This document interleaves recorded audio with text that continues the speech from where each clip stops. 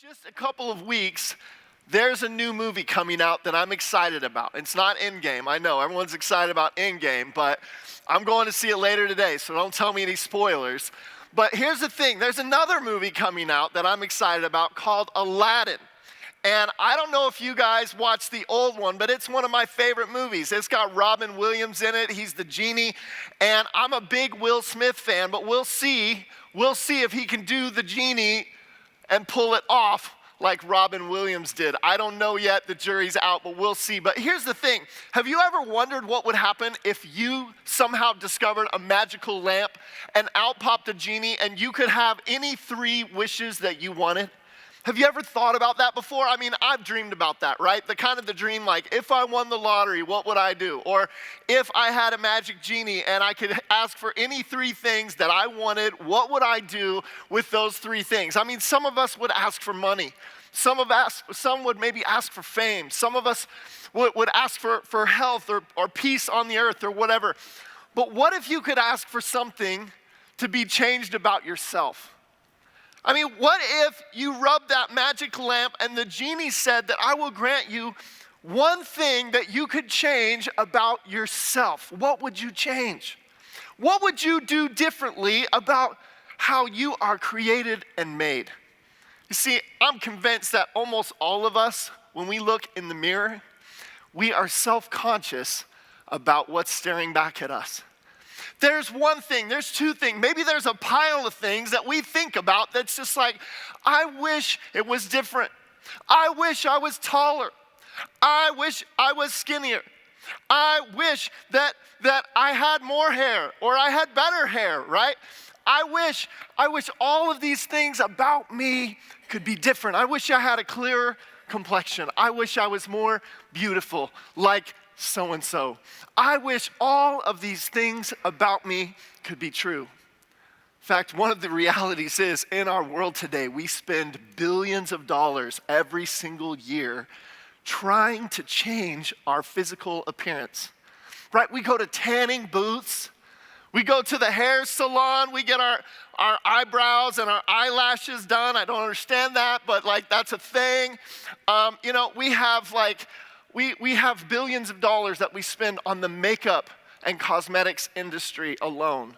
We have money that we spend on diet plans, and we go to the gym and we work out and we train and we do all of these things. Why? Because we want to look and change our appearance in a certain way. So what about you? What would you change? If you could change any one thing, what would you change about yourself? I'll go first. I would change a few things about myself. You know, there's things I've always been self-conscious about, and there's things I've always wished could be different. Like, if you were here last Sunday, I shared about my lifelong dream to be an NBA basketball star. Well, guess how many NBA basketball stars there are that are under 6 feet tall? It just doesn't happen. When I was a kid, I kept thinking, grow, grow, grow. And I would even try to stretch myself, and it just didn't work. I just wasn't destined to be over 6 feet tall. And no matter how hard I wanted to, I wanted to be able to dunk the basketball, but it just wasn't in my genetic makeup. I didn't have it. I couldn't do it. If I could change any one thing about myself, all right, I'm gonna get honest with you, okay? I like it when people are honest with me. One of the things I would change about myself is I was born with a tremor in my hands. And it means that my hands are shaky, right? And it means that ever since I've been born, people have stared at me, they've watched me. It means that sometimes it's awkward and hard for me to do things that require a lot of motor skills and stuff, like buttoning up my shirt or playing the guitar or doing things like that.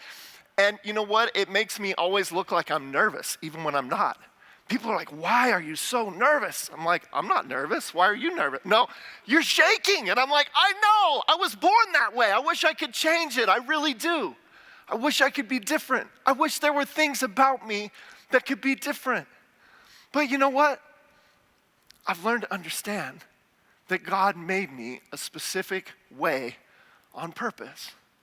And that when God does things, he does them with intention and all of those things. And see, last week we talked about this as a part of this series, that the enemy, Satan, wants to come into our lives and he wants to trick us.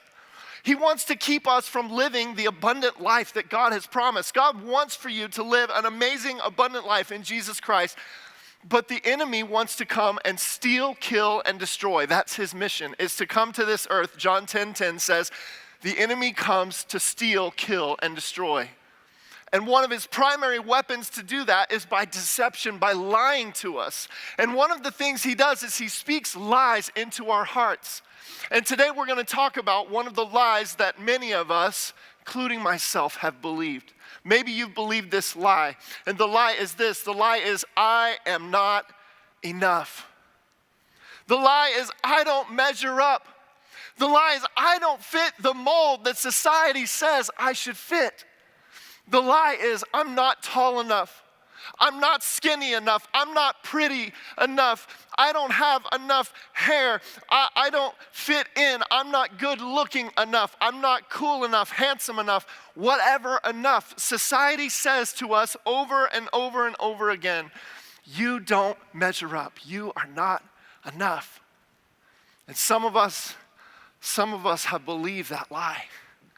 Some of us have allowed Satan to speak that over us, and we've wrestled with that, and we've felt shame over things that we have no control over. We've felt shame over things that it's just who we are. We've struggled, and we've been prevented from living a true life of freedom in Jesus Christ, all because we believed a lie of the enemy. You know what makes it worse is we play the comparison game, don't we? I mean, Isn't that one of the challenges of today with social media? Right? We look on social media and it's like, I wish I was as pretty as her. I wish I was as smart as that person who's graduating college with honors, right? I'm seeing a lot of posts like that right now. Go graduates. All right? I'm looking on social media and I'm thinking, I wish I had the muscles that guy has.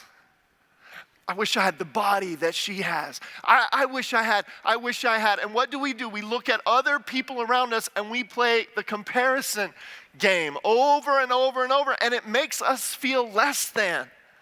And even though we know deep down inside, right, that almost all those pictures have been airbrushed, photoshopped, touched up, right? All the changes have been made to make them look prettier than they really are. And yet we still somehow believe it in our heart that we don't measure up, that we're not enough. We still believe the lie. It's been said, actually by Theodore Roosevelt, that comparison is the thief of joy. Right? When we look around and we compare ourselves to everyone else, then it robs us of our joy. It always leaves us feeling empty, because the truth is there's always going to be someone taller than us. There's always going to be someone skinnier than us. There's always going to be someone smarter than us. There's always going to be someone prettier. There's always going to be someone fill in the blank, right? And if we're always comparing ourselves to everyone else, we're always going to believe that we never measure up. We're always going to buy the lie of Satan that we're not good enough, that we're not worth it. But I want to tell you a truth this morning.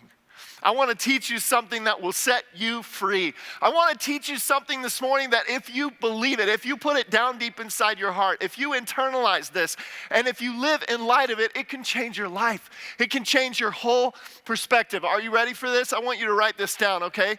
The truth is this. The truth is, I am God's masterpiece. I am God's masterpiece. Right? I want you to know that God created you. You are the crowning achievement of his creation. I want you to know that God does not make mistakes. I want you to know that you are made in the image of God. I want you to know that you are glorious. You are God's masterpiece.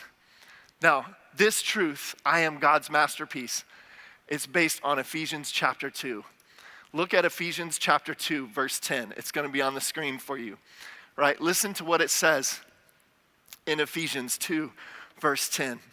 For we are his workmanship, created in Christ Jesus for good works, which God prepared beforehand that we should walk in them. We are God's workmanship. It's like God got out the tools and the workbench and he went to work and he made something that was intentional, that was purposeful, that had value, that had meaning, and he injected it with his very own image. And so we are made in the image of God and we are created because of that in a beautiful, beautiful way. Listen to what the psalmist writes in Psalm 139. This is such a beautiful thing. It says, "For you formed my inward parts. You knitted me together in my mother's womb." It says, "I praise you, for I am fearfully and wonderfully made. Wonderful are your works. My soul knows it very well. My frame was not hidden from you when I was being made in secret. Intricately woven in the depths of the earth, your eyes saw my unformed substance. In your book were written, every one of them, the days that were formed for me, when as yet there was none of them." Don't you love that? Isn't that beautiful? The truth that before you were even born, right? God was literally creating you, knitting you together in your mother's womb. There's a miracle that happens there that is so powerful. And God is literally at work putting you together piece by piece, your DNA and everything that makes you who you are. God is creating that. And it says before you were even born, right? God saw all of your days, every single one of them. It tells us that your life has purpose. God has a plan for you. You are not just an accident that arrived on the scene. Your life has meaning and value and purpose because you are made in the image of God. And this is the truth, right? You are God's masterpiece, and therefore you have purpose and meaning because you are made in the image of God. If you understand that, if you understand that your identity, if you understand that where you find your value, your meaning is not from what other people think of you, is not with how well you compare to everyone else's social media highlights, right? Your worth and value comes from your identity as a child of God. Your worth and value comes from the fact that you are his special creation, that you are made in the image of God. This is powerful. This will change your life if you understand it. If you understand it, then you can stop trying to please everyone because you realize that you are pleasing to the one who made you in his sight. You can stop being in bondage to the lies of this earth that tell you that if you don't please your boyfriend, or you don't please your parents, or you don't live up to the standard that the culture sets for you, if you're not smart enough, beautiful enough, fill in the blank enough, you can stop being in bondage to that. And you can live in freedom, realizing that the one who matters, the one who created you in his very own image, is pleased with you. You are the crowning glory of his creation. It's an amazing, amazing truth. Now, let me just be clear about something. That doesn't mean we can't grow and improve, does it? I mean, I'm all about growing and improving. I love to set goals. I love to be better tomorrow than I was today. I love to shoot for higher things. I'm all about, if you want to go on a diet and be healthier, that's great. If you want to do physical things to improve your appearance, there's nothing wrong with that. There's nothing wrong with wearing makeup. There's nothing wrong with going to the tanning salon. There's nothing wrong with getting your eyelashes done. Those things are fine, right? We can grow and be better. We just have to be careful that that's not how we define our identity, right? That's where we cause the problem. So we don't go to the gym or the tanning salon or the diet because we're finding our identity in being skinny or having big muscles or being tan or whatever. We go to those things. It's fine to improve ourselves and to grow and to be the best version of ourselves that we can be. But that's not where we're looking for our identity. Our identity comes from being a child of God. And God looks at you and he says, you are enough. He says, just the way you are, I love you.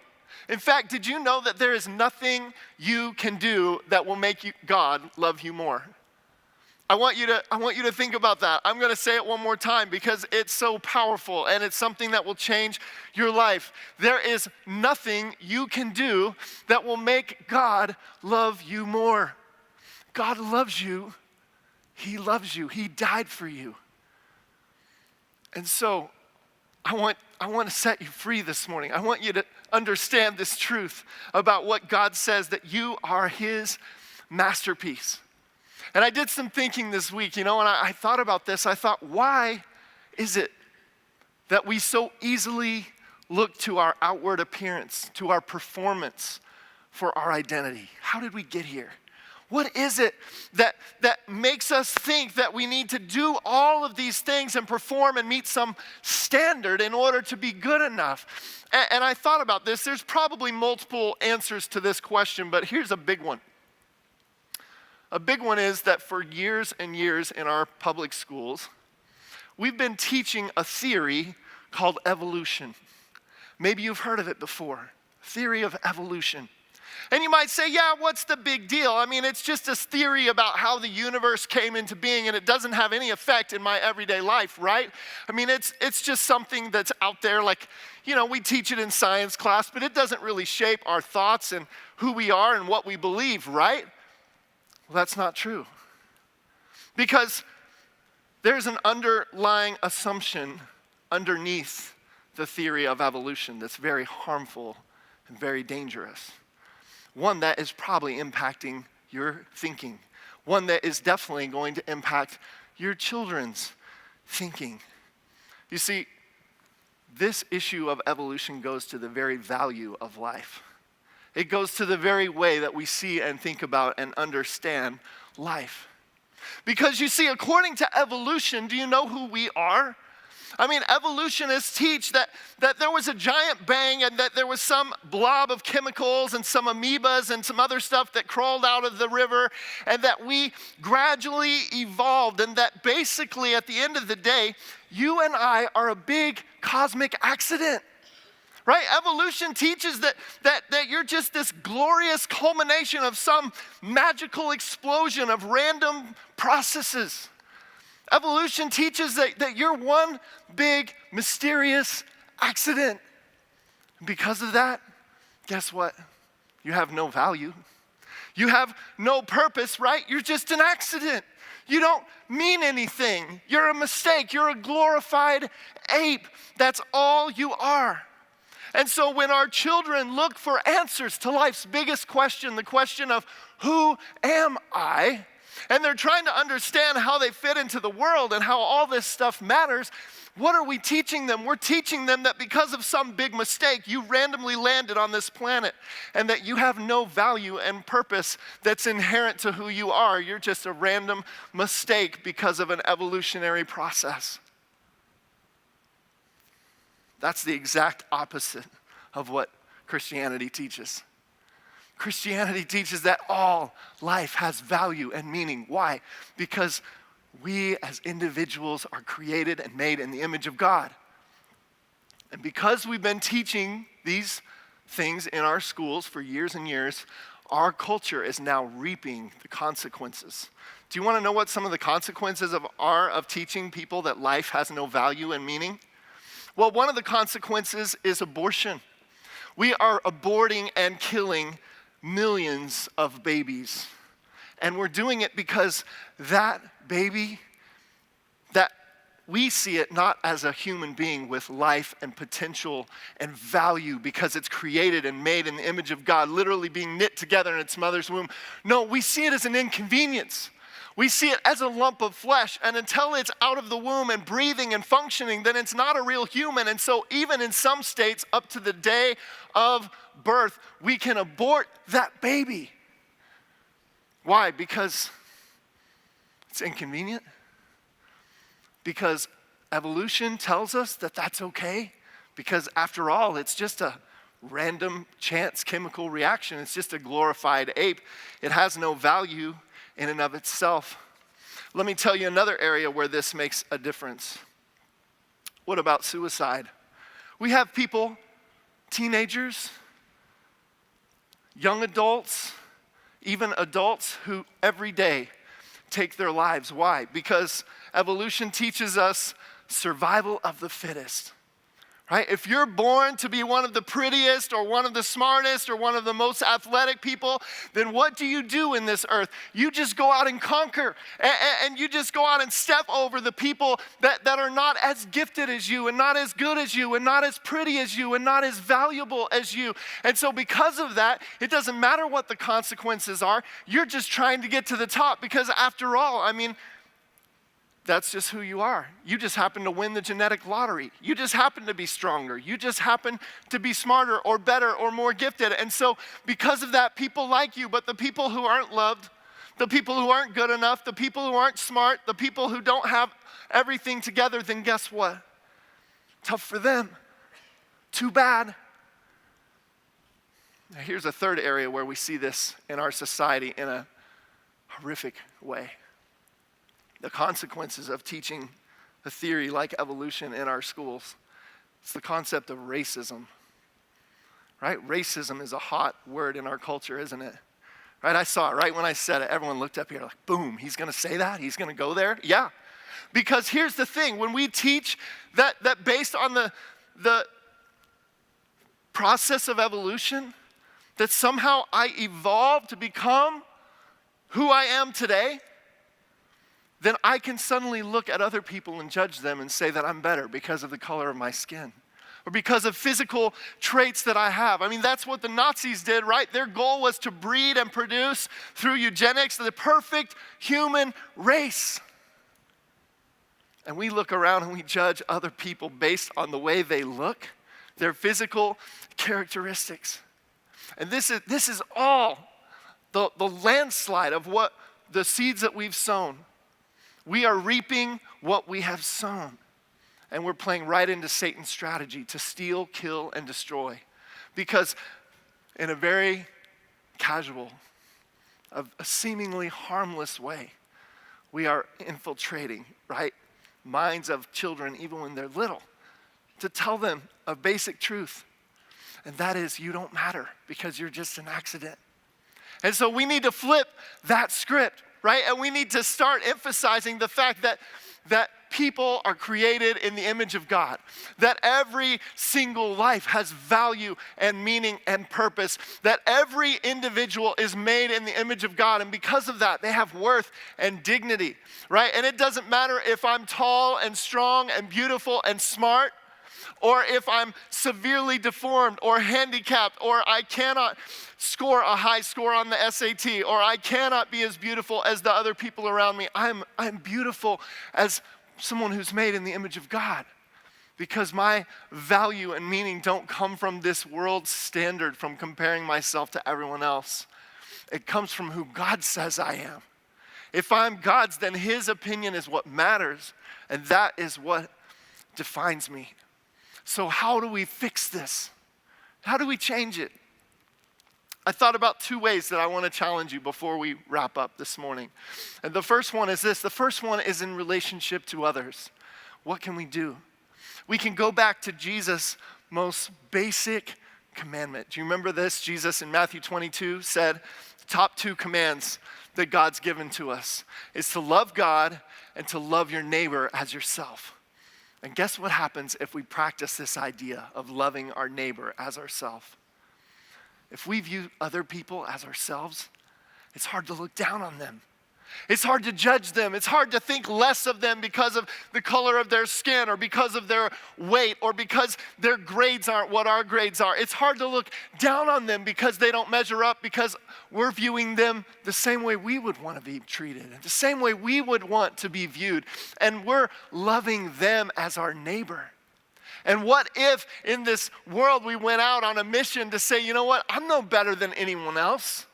I'm not gonna judge anyone else or push down anyone else so that I can get ahead. I'm going to lead with love. I'm going to love others as myself. I'm going to love my neighbor as myself. I'm gonna love people who are different than me. I'm gonna love people who think differently than me. I'm gonna love people who are on the opposite socioeconomic end of the spectrum from me. I'm gonna love people who are different from me politically. I'm gonna love people who don't look like me. And if we did that, just think of what could happen. in the world. If we treated every single person like they matter.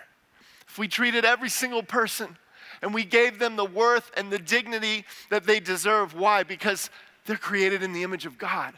They're his special and unique creation. And that's the difference that would make. And here's what I want you to think about individually. I want you to remember a key truth. And that is that my identity does not come from my appearance or my performance. All right? My identity does not come from the way I look on the outside. It doesn't matter if I'm short or tall. It doesn't matter if I'm smart. It doesn't matter if I go and look in the mirror and everything is impressive and beautiful. What matters is what God says about me. That's the only thing that matters.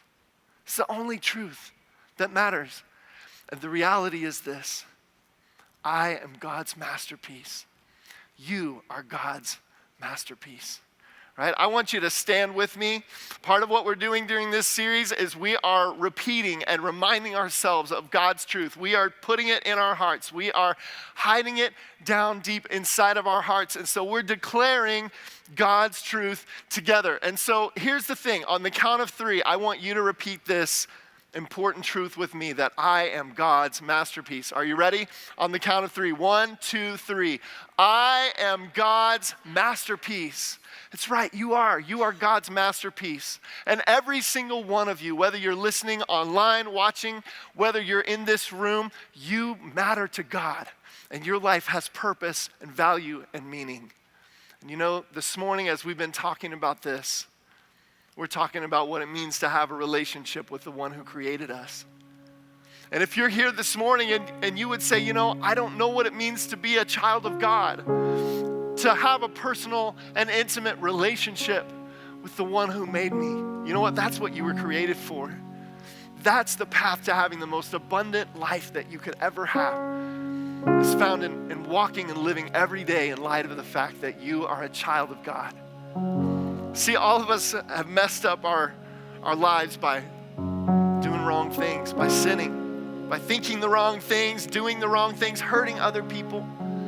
But that's why Jesus came, to die on the cross, to pay for our sins, and to give us the opportunity to have life in him.